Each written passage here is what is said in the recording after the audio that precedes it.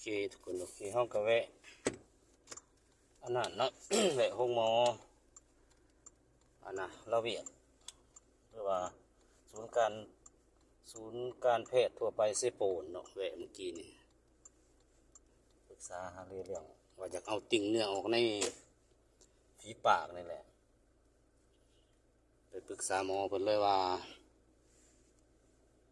มันเป็นจุดที่เส้นเลือดพร้อยลายเนาะในฝีปากในริมฝีปากแล้วเพิ่นก็เลยว่าจังซี่เพิ่นแนะนำว่าถ้าบ่นั่นแหละเพิ่นบ่แนะนำให้เฮ็ดเนาะหมอผ่าตัดมีคนเสียงเลือดออกลายเพิ่นว่าก็เลยได้ความรู้หน่อยหนึงคิดจักเอาออกเขาแหละจะเอาออก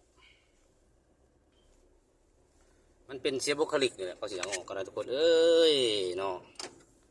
จักอีหยังแหละไปเดินทางต่อ